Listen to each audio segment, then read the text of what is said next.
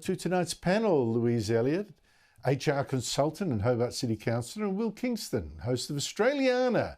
That's a weekly podcast from the Spectator on politics and culture. Look, hello to you both.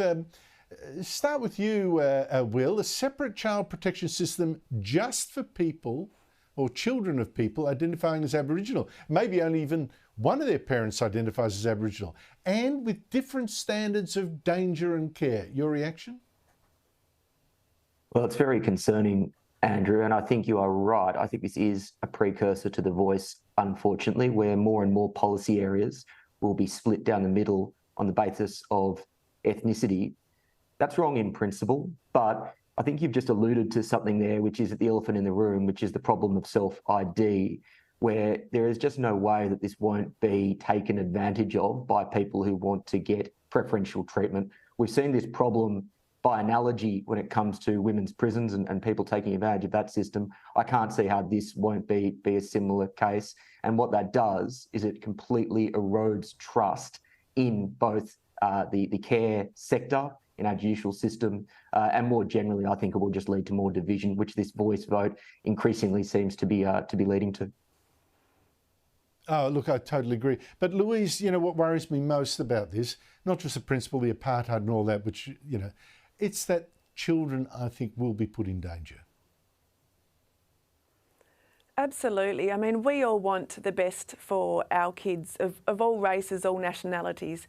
And two things really come to mind for me on this.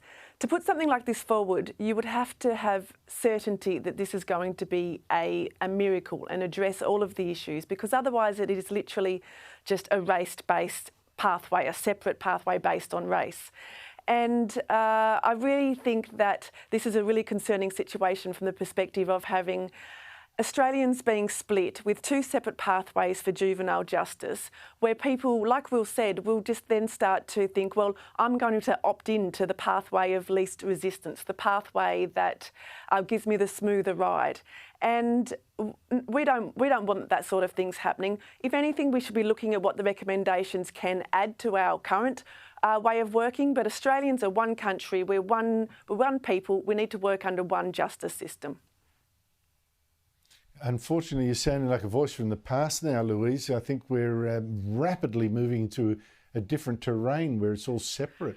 I was struck today, guys, by two different stories that to me seemed two sides of the same coin. You had Greens leader Adam Bandt. He's now pushing a change in the law so that workers can't be rung at home by their boss unless they are paid. Here he is.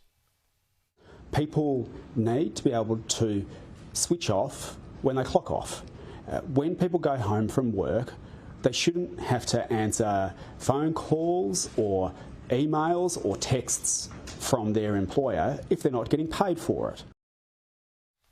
Well, to me, Adam Bandt is speaking for the kind of slackers who then get jealous, when they, after clocking off promptly at 5 o'clock, no phone calls from the boss, they go and see people who did work hard, probably still at work, don't work 9 to 5, and did get richer than them, like the person, the jealous person or people who are going around Kooyong in Melbourne and leaving this letter in their letterbox, people's letterboxes, telling them they're too rich.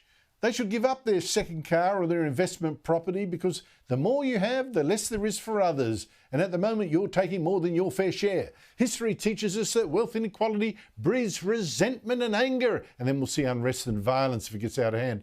I note the assumption here, Will, that you don't create wealth, that you simply steal it from some other people, like this letter writer, I guess. But first, what do you make of Adam Bandt saying no calls at home? Yeah, I've often thought Adam Bandt would have been a great play school host in a different life because he treats everyone like they're 4 years old. And when you treat people like they're 4-year-olds, you get childish outcomes. Look, this is silly. And it's also just so clearly a policy designed by someone who's never had a proper job, because it's based on these silly stereotypes that every employer has to be this evil corporate and every employee is this embattled worker, when in reality there are millions of different types of working relationships in Australia, including many small businesses that are still struggling to keep the lights on and need to have the flexibility to engage with their employees at different times. The outcome of this is it will just make it harder for small businesses, it will make it harder for employers, and more importantly, it just creates this perception that the employee needs to be protected at all costs from evil corporates, which is just out of step with the reality of the working world today. Yeah. You wait till my boss Mark Calvert to stop calling me. I'm sure he's listening right now.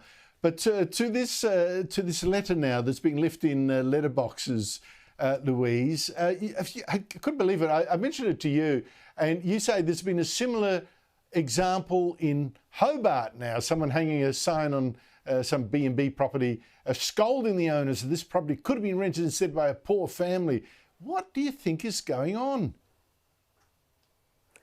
Well, firstly, people are angry. They want, and everyone deserves housing. But the thing is, we're seeing that switch now from being angry about a system to now targeting individuals. And you saw that, explained that with that letter that went out to people in Tasmania, in Hobart. There's been a series of signs placed on properties which people think are operating as a short stay property.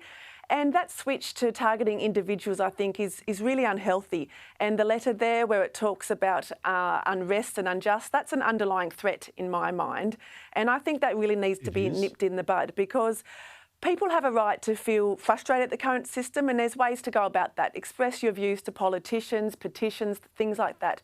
You don't go vandalising property. You don't go putting cryptic and nasty messages in people's letterboxes. People don't know what's going on behind other people's doors.